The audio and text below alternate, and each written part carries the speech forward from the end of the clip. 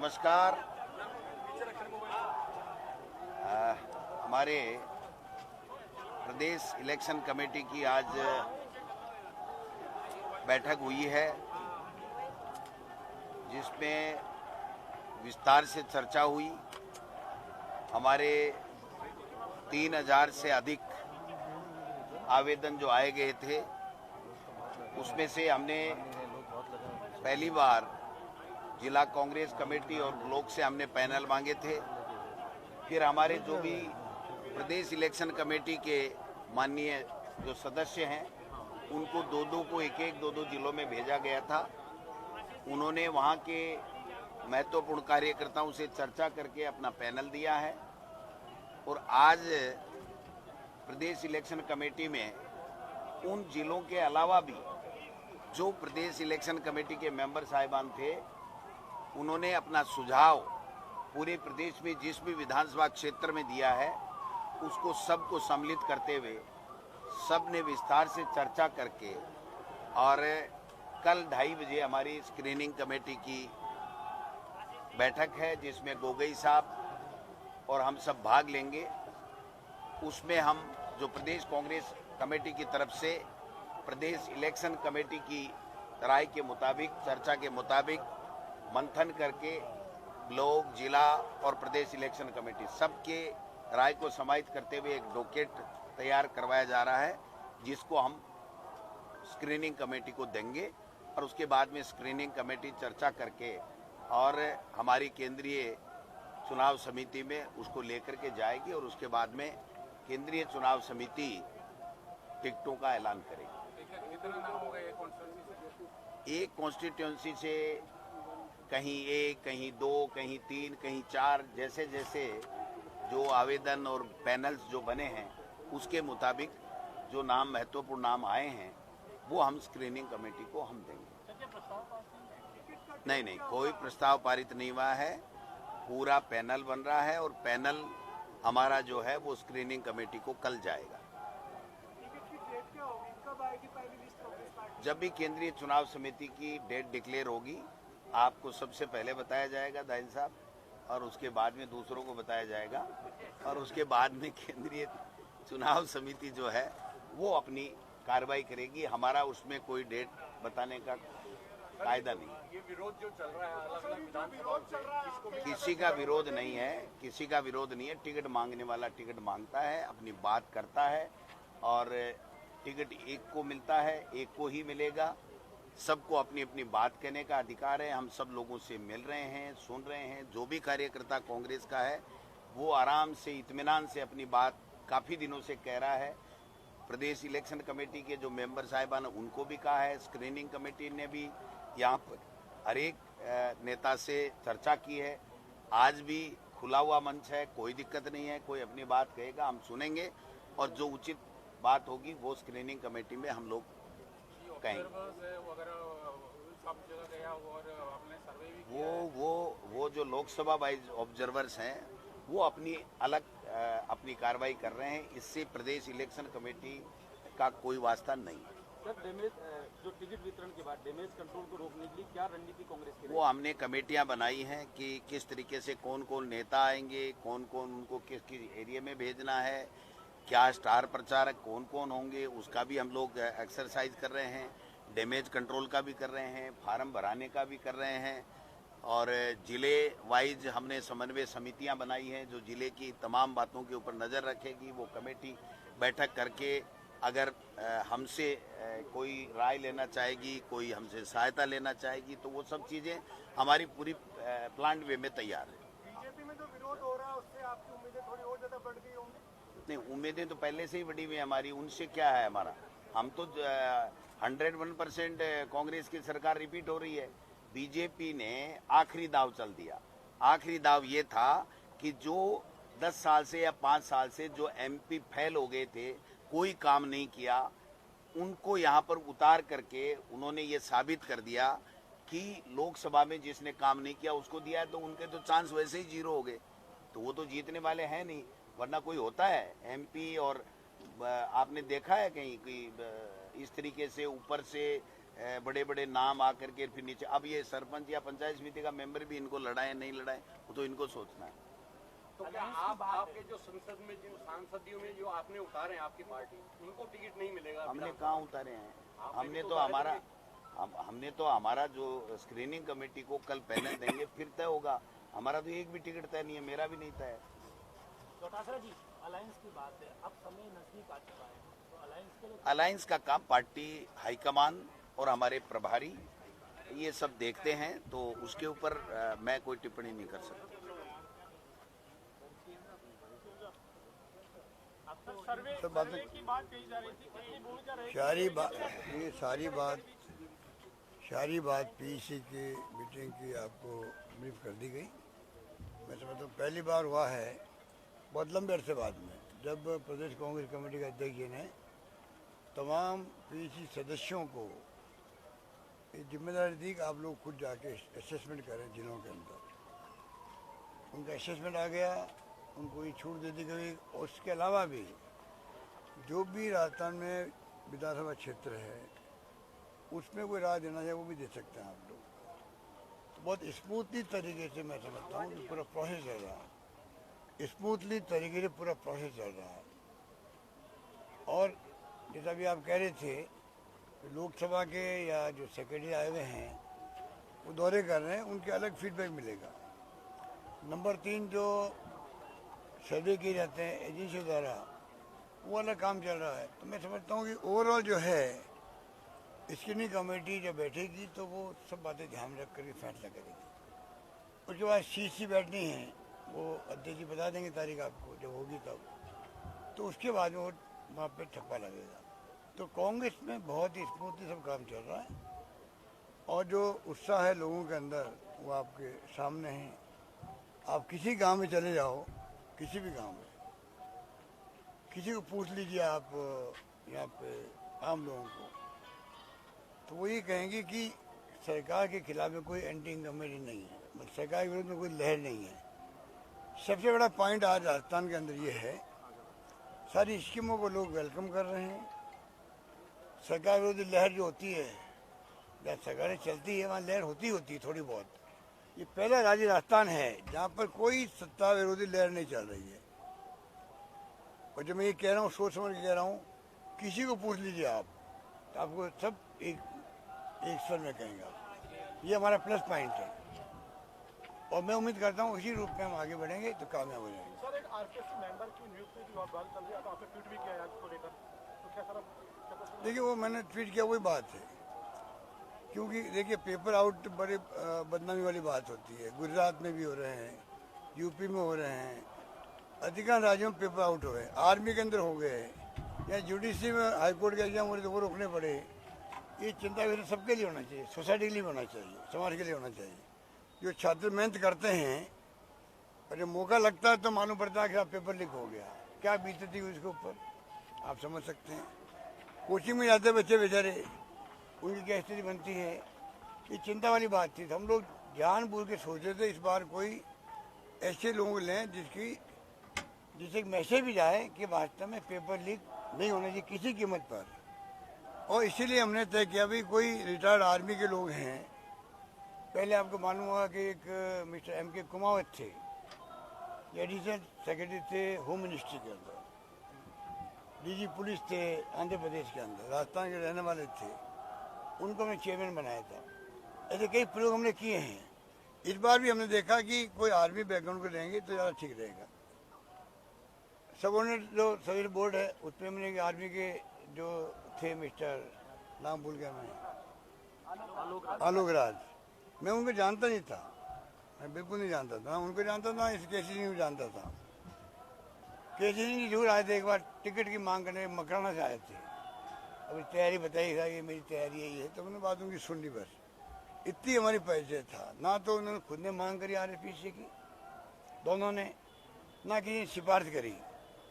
हमने उसी समझा कि बहुत टाइम बीत गया, अब अचानक लागू हो जाएगी, उसके पहले अगर हो जाता 2 महीने और बच जाएंगे। तो क्यों हमने 3 लाख सर्विसेज का काम शुरू कर रखा है, अधिकांश नौकरियाँ लग चुकी है, बाकी का काम चल रहा है।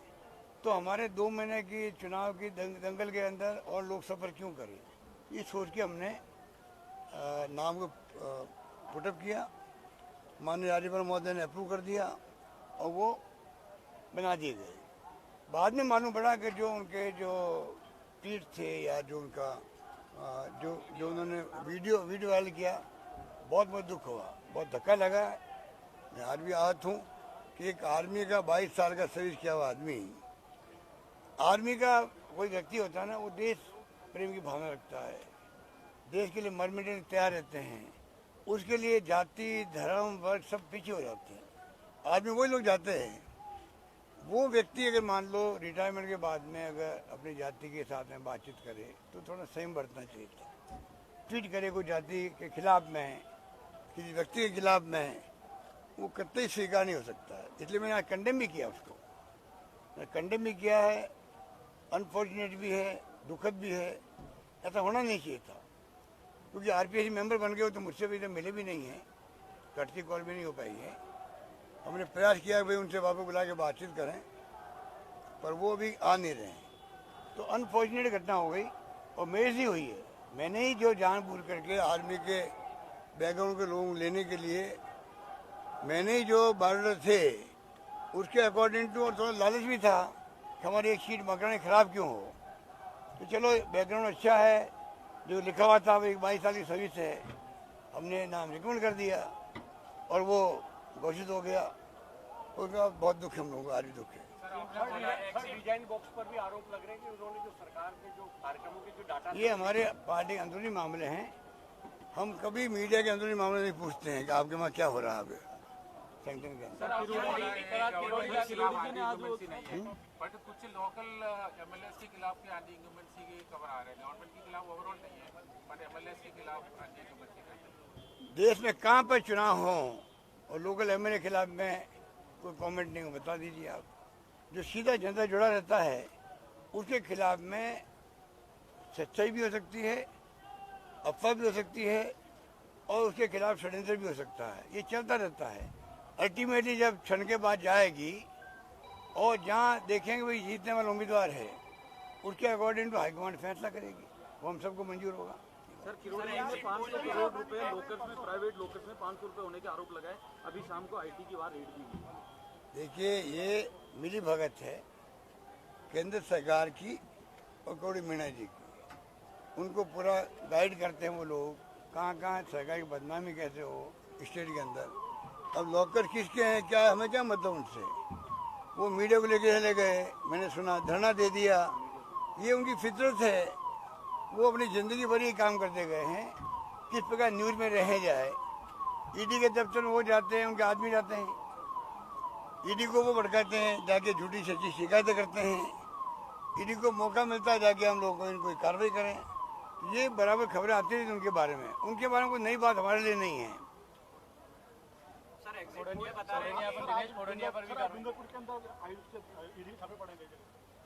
भाई तो ईडी का काम छापे डालना, ईडी, इनकम टैक्स, सीबीआई हमारी शिकायत सिर्फ इतनी रहती है, अगर कोई बेईमानी किसी ने करी है उसको आप छापे डालो, उनको अरेस्ट करो, उनकी प्रॉपर्टी कुड़क करो, हम स्वागत करेंगे, इतना मैं कह सकता हूँ। पर निर्दोष लोगों को जाके आप अगर पॉलिटिकली आप तंग कर रहे हो चुनाव के हिसाब से, कौन पार्टी कौन कार्यकर्ता है, इनकम टैक्स जाएगी, ईडी जाएगी, न्यूज़ बनेगी और पार्टी बदनाम हो कांग्रेस, ये हमें स्वीकार्य नहीं है जो वो लोग कर रहे हैं और लोकतंत्र में मैं समझता हूँ उचित भी नहीं है।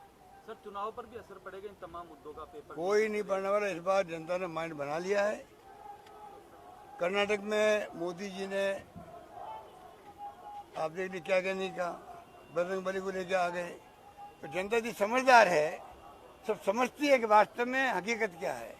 हकीकत ये राजस्थान के अंदर जो काम 5 साल में किए हैं, एक नया इतिहास बन गया राजस्थान के अंदर, जिसकी चर्चा पूरे मुल्क के अंदर हो रही है, हर राज्य के अंदर हो रही है। आप पता कर लीजिए, हर राज्य में राजस्थान सरकार कानून, हमारी स्कीमें, हमारे फैसले, और वो खुद अगले चुनाव के लिए तैयारी कर रहे हैं, अपने मैनिफेस्टो के लिए कर रहे हैं, अपने सर्वे करवा रहे हैं, गारंटी दे रहे हैं वहाँ पर। ये राजस्थान का सौभाग्य, राजस्थान वासियों का, हम सब का, हमारी स्कीमों की चर्चा पूरे मुल्क में हो रही है। बस मैं इतना कह सकता हूँ।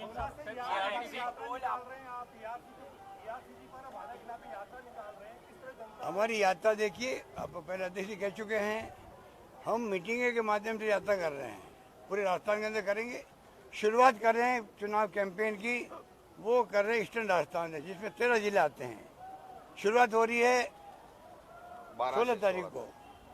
16 तारीख को जो है खड़गे साहब आ रहे हैं 12 के अंदर, वहाँ से शुरुआत हो जाएगी। उसके बाद में प्रियंका जी आएगी 20 तारीख को यहाँ पर शिकराई के अंदर। तो ये यात्रा के पार्ट है, जहाँ जहाँ हम जाएंगे पार्टी ने तय किया है, कोर ग्रुप ने तय किया है, हम 13 जिले जो हैं वहाँ हम लोग बड़ी मीटिंग छोटी मीटिंग करेंगे, इनको एक्सपोज करेंगे। एक प्राइम मिनिस्टर के मुंह से सब निकल जाए रिकॉर्ड के अंदर, मीडिया के पास में 13 जिले के नाम लिए गए। आप बताइए कि राष्ट्रीय परियोजना क्या होती है? 16 योजना चलती है, आप 17वीं हो जाती।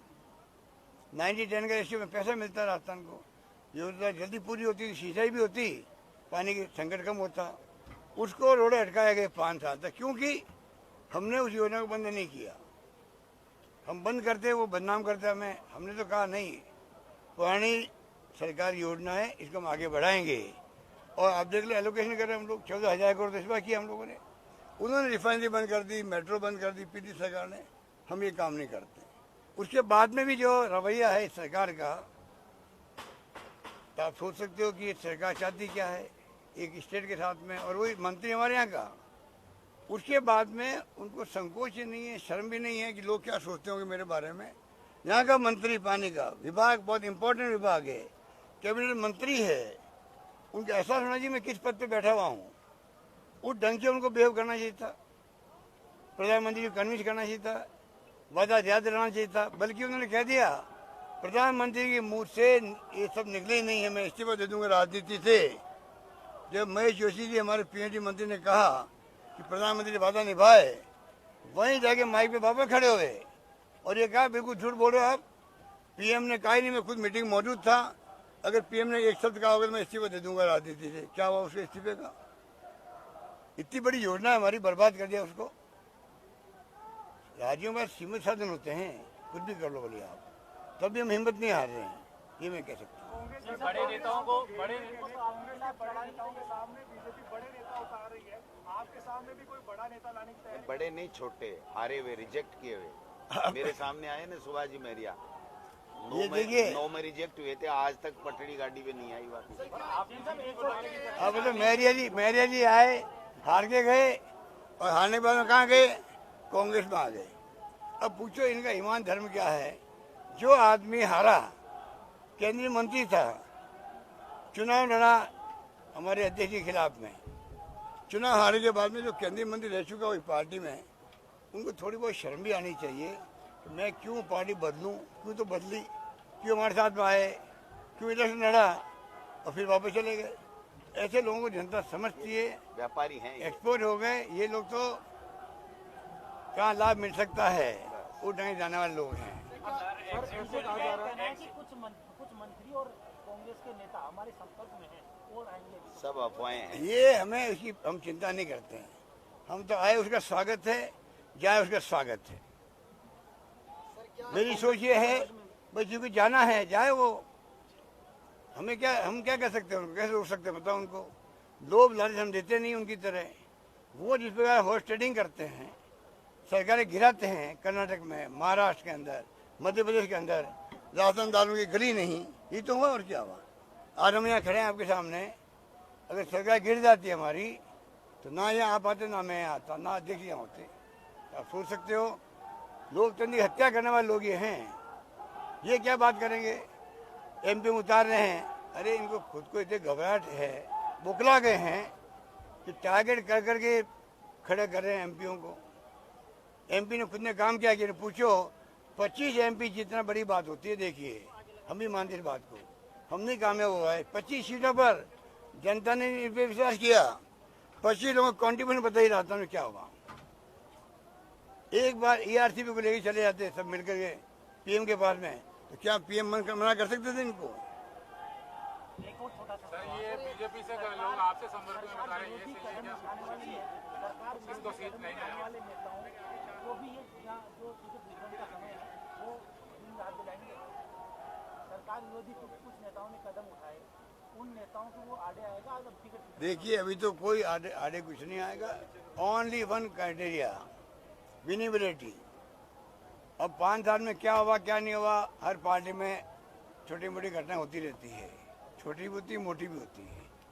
आज हम चाहते हैं सारी बातें भूल करके ऑन मेरिट भी टिकट मिले, सबको मिले, चाहे कोई किसी का गुट मानो हो या कोई घटना दुर्घटना की आप याद दिला रहे हो मुझे आप। हमारे नज़र में ये बात है, सब मिलके इलेक्शन लड़ें, निष्पक्ष होकर चुनाव लड़ें, निष्पक्ष होकर सिलेक्शन होगा उनका, हाईकमान सबको साथ लेके चलेगी, उसी रूप में सर्वे होंगे, सर्वे के माध्यम से टिकट बटेंगे और टिकट बटने के बाद में हम सब मिलकर के हैं, चाहे वो कोई किसी ग्रुप का है, उसको कैसे कामयाब करें।